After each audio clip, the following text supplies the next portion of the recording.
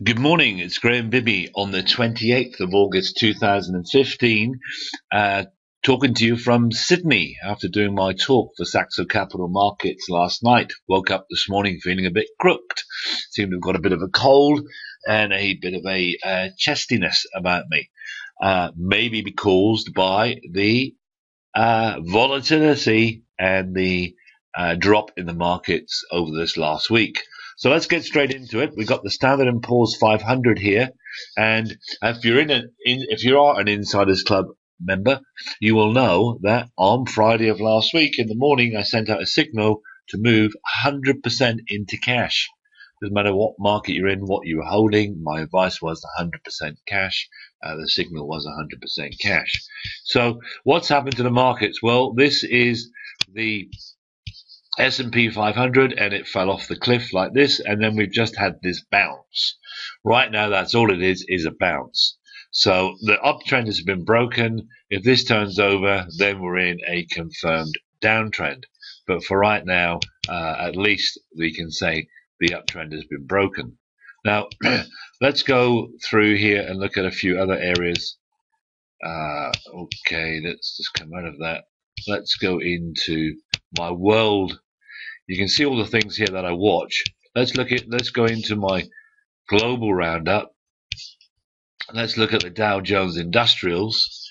And again, it was already starting to be into a decline. And then Wednesday of the previous week, we had this, what appeared to be a key day reversal. It didn't hold, and then we broke below it, which again, why I signaled sell. And, we just fell off the edge of a cliff. We've had a very, very strong bounce, and right now it's a dead cat bounce. So we're out. I have added 8 new stocks to my watch list that look great, undervalued, superior earnings, but we won't be buying any of those anytime soon. Unless we see this market really start to get some legs. Here's the Nasdaq, which was, more strong, more resilient than anywhere, and this is where it is now. So all indices are at or below the start of the year levels. So that's not looking good. The Russell 2000, same thing, broke through here. Significant drop. This is where the market started the year, and this is where it is at the moment. So it's in quite strong negative territory, but there is a support level here. And some people say the US now going to put off raising interest rates. And the earnings growth in the US is still quite strong. So that might be a catalyst. So then I look at things like what happened to the dollar during this. This is the US dollar index.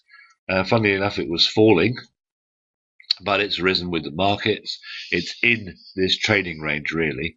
The buy signal came on the breakout here at 81, and it went all the way to 100, which is huge in relations to currencies. Then I look at some of the old favorites, Apple, and we've been out of that since the 30th of June. 30th of June is over this level. And that is, as you can see, it's in a downtrend, a severe drop on the big sell-off day, and then a bounce back. But that's not looking great. Facebook, one of the stocks I love, looks stronger than anything because that is a significant sell-off. And I think it's retraced more than most. But again, there's no uptrend there, so nothing to go for. And Skyworks, one of our great stocks of the past, is in this confirmed downtrend. So none of that's looking good, right? So let's go a bit further afield, because Warren Buffett a couple of months ago was saying Europe is the place to be, not the US, and this is what Germany's been doing over the last few months. That looks to me like a downtrend for now.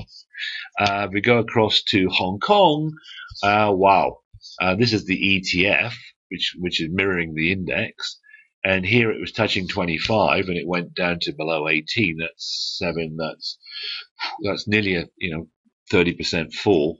And from when I say get out of everything, it's fallen from 22, and even with a bounce, it's below 20, 10%, but it was 20%. So we've had a bit of a bounce. Over across in Singapore, I've got quite a few followers. This is the state of the market. It was it was 13.75. We did drop to below 10. We bounced to 10.85. That doesn't look good to me. So all these things are in downtrends at the least. This is Aussie, the Australian stock market. It's commodity driven. This is the sell-off again. If you got out when I said to get out, you shouldn't have been in the first place, but you'd avoided that significant drop. So there's a lot of rhetoric, but this is just a bounce at the moment. This is the emerging market ETF. This shows you what's been happening in emerging markets.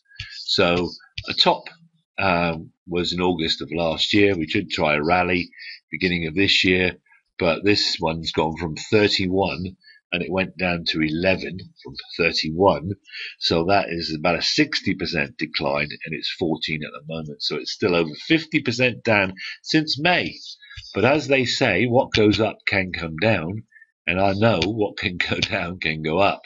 This is the Chinese stock market. It ain't looking great.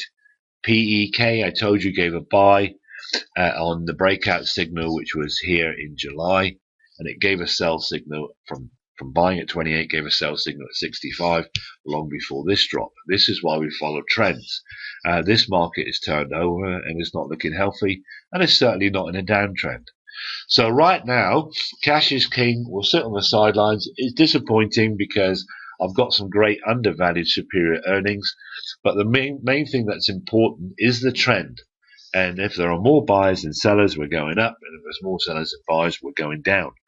But if we're going down and we're adding to our list, at some stage there'll be greater profits to make in the future.